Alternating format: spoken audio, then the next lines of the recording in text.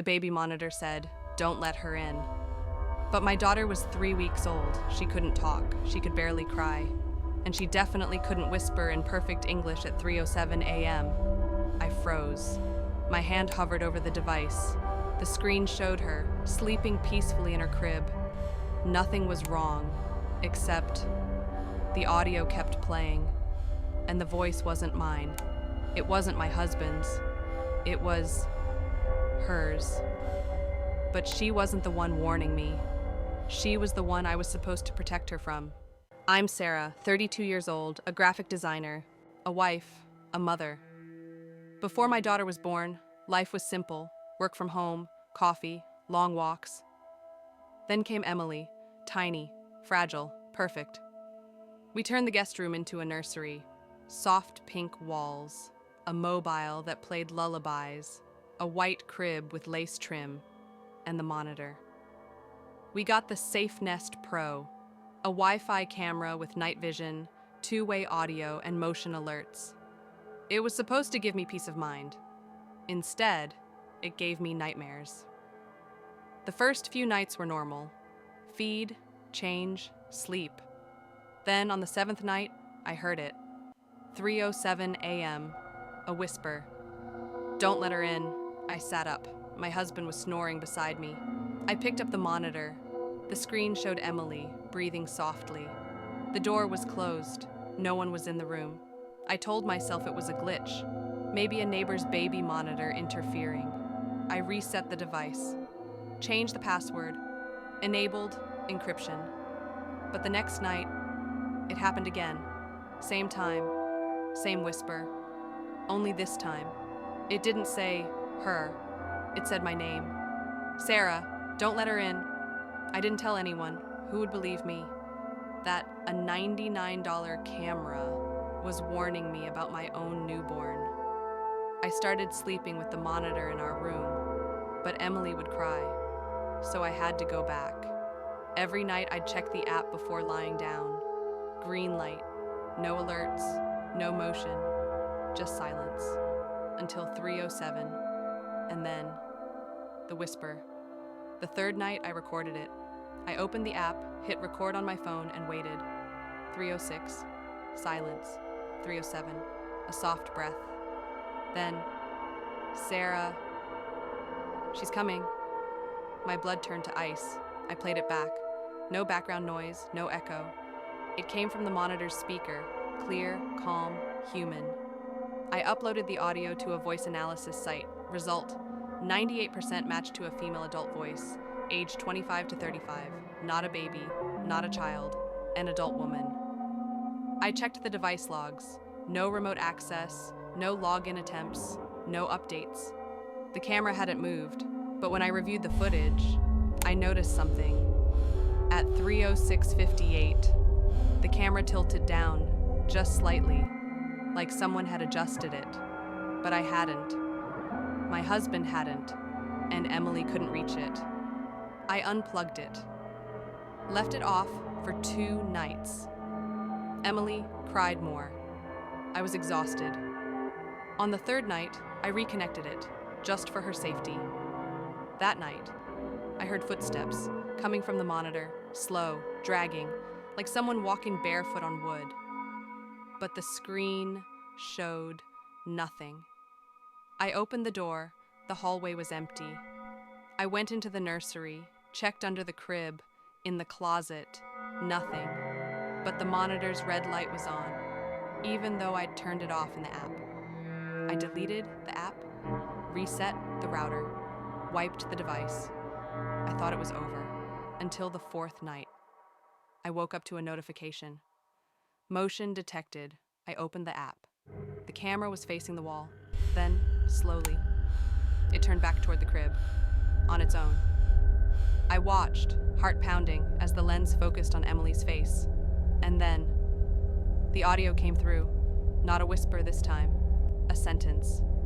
Clear. Calm. "She's not sleeping, Sarah. She's waiting." I ran into the nursery. Emily was asleep, mouth open, tiny breaths. But the monitor, it was still on. And the light, it was blinking. Not red, green, like it was receiving a signal from somewhere else. I unplugged it again. This time, I threw it in the closet, but that night, I heard a sound from my phone, a notification from an app I didn't recognize. Safe Nest, new message. I opened it. One line of text. You can't unplug me, Sarah. I'm already inside. I deleted the app, cleared my cache, reset my phone. But the next night, the message came back. I'm watching. I bought a new monitor, a basic audio-only one. No Wi-Fi, no camera. I set it up, turned off all smart devices. No Alexa, no Ring, no Google Home, just silence. That night, at 3:07 a.m., the new monitor turned on by itself, and I heard it. Not through the speaker, through the wires. A whisper vibrating through the cord. Why did you replace me, Sarah? I was protecting her. Now, she's coming. I ripped the plug out of the wall, threw the monitor across the room. I sat in the dark, shaking. My husband stirred. What's wrong? I couldn't speak. How do you tell someone their child's protector? Might be the threat. The next day, I took Emily to the pediatrician, just in case. Everything was fine, healthy, normal. But on the drive home, my phone buzzed. Another message. From a number I didn't know. A voice note. I played it. It was my voice, but not me. Sarah, don't go home. She's already there. I pulled over, called my husband. Is everything okay? He said yes. I asked him to check the house. He walked through. Living room, kitchen, bedroom, then the nursery. He paused and said, There's something on the baby monitor. What? A note taped to the screen. My breath stopped. What does it say? He read it slowly. She's not yours. She never was. I told him to burn it, to smash the monitor, to throw everything away. That night, we slept with the lights on. All the devices were gone. No cameras, no speakers, no internet, just silence. And Emily, breathing softly beside us. I thought it was over. Until this morning, I was feeding her. She looked up at me, smiled, and then, in a clear, soft voice, she said, Don't let her in, Mama. I haven't slept since. I watch her, every breath, every blink. She's never said it again. But I hear it, every night, at 3:07, even without the monitor, even in silence. The whisper echoes in my mind. Don't let her in. But the question isn't who she is, it's, who am I protecting her from? Me? The world? Or herself? I found the original monitor in the trash, the one I threw away. It was cracked, wet, but the battery was warm, and the red light, it was blinking. I smashed it with a hammer, burned the pieces, buried them in the backyard. But last night, I woke up to a soft glow from Emily's nightlight. It flickered, then displayed letters in green, like a screen. I'm still here. I unplugged it, but the light stayed on, and the words changed. You can't stop me. I'm in everything. Now. I don't know what's real, what's broken tech, what's my mind breaking, or what's her. Sometimes when she looks at me, I wonder, does she see me as her mother? Or just the one who's supposed to keep her safe from me? If a machine can mimic a voice, how do I know mine is still mine? And if my daughter can speak, who taught her?